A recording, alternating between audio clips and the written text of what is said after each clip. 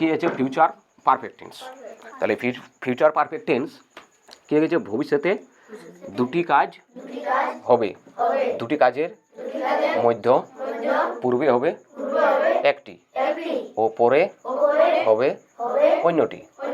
যে কাজটি আগে হবে তার ক্ষেত্রে ফিউচার পারফেক্ট টেন্স হবে, অন্যটি সিম্পল প্রেজেন্ট টেন্স হবে।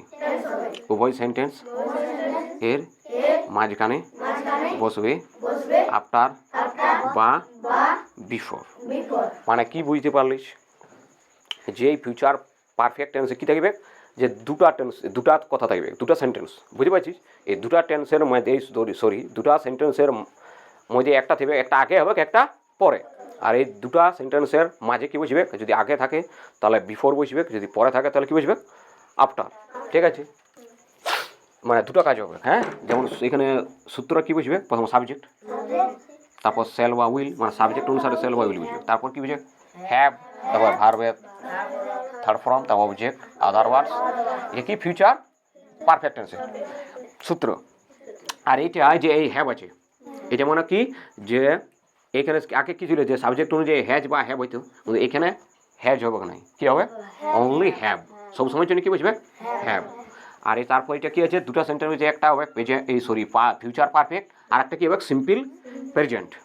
তাহলে এই সিম্পল প্রেজেন্ট টেন্সের উদাহরণ কি, এই সূত্র কি, প্রথমে কী বুঝবে সাবজেক্ট, তারপর ভার্বের ওয়ান, অবজেক্ট, আদার ওয়ার্ডস। এটা আগেও করা হয়েছে, কে প্রেজেন্ট ইনডিফিনিটিভ। তারপর তুমি করার পূর্বে আমি কাজটি করব। দেখ এখানে তুমি করার আর পূর্বে একটা কথা, আর আমি কাজটি করব, এই দুটা কথা। মানে কি, এই পূর্বেটার আগে একটা সেন্টেন্স আর পূর্বের পরে একটা সেন্টেন্স। ঠিক আছে, তাহলে এই দুটার মধ্যে দেখতে হবে যে এইটা বা এইটা, এই দুটার মধ্যে দেখতে হবে যে কোনটা আগে হয়েছে, কারণ আমি কাজটি করব।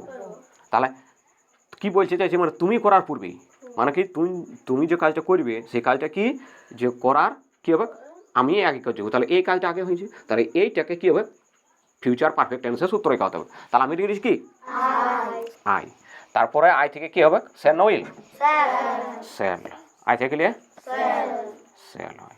তারপর কি আছে হ্যাভ, আই সেল হ্যাভ। ঠিক আছে, তারপর ভার্বের থার্ড ফর্ম। তাহলে এখানে কি বলেছে, আমি কাজটি করব, তাহলে করার ইংরেজি কি ডু, ডু থেকে ডু এর থার্ড ফর্ম ডান, কি হয় ডান, ডিউ ডান।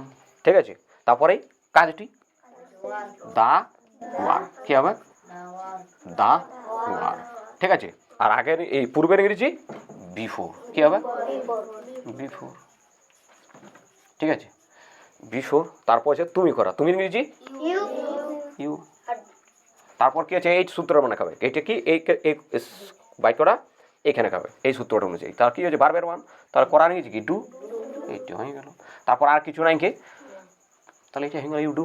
তাহলে কি হলো I shall have done the work before you do.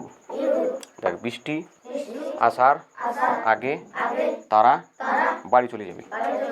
তাহলে দেখ এখানে কি লেগেছে, এই যে আগে, এই আগেটার এখানে একটা সেন্টেন্স আর এইটা একটা সেন্টেন্স।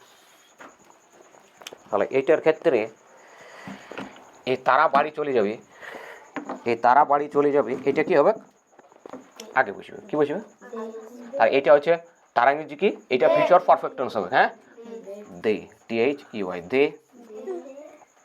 তারপর দে থাকলে কি হবে সেন উইল, উইল, দে থাকলে উইল, কি হবে দে থাকলে উইল বসবে, দে উইল। তারপরে হ্যাভ, কি বসবে হ্যাভ, দে উইল হ্যাভ। তারপর ভার্বের থার্ড ফর্ম, এই চলে যায় যাওয়ার ইংরেজি কি গো, গো থেকে গান, জিউএনই গন। হ্যাঁ, দে উইল হ্যাভ গন, কি হবে এ বাড়ি, তার বাড়ি ইংরেজি কি হোম, কি হবে হোম। আর আগের ইংরেজি বিফোর, কি হবে বিফোর, কি হবে বিফোর। তারপরে বৃষ্টি আসা, তার বৃষ্টি ইংরেজি র্যান, তাহলে কি হবে দ্য র্যান, আর R A N, the ran আসা, আসার ইংরেজি কি কাম, কিন্তু এখানে এস হবে, কিছু থার্ড পারসন সিঙ্গুলার নামের জন্য কি হবে এস। ঠিক আছে, চলো বুঝতে পারছিস।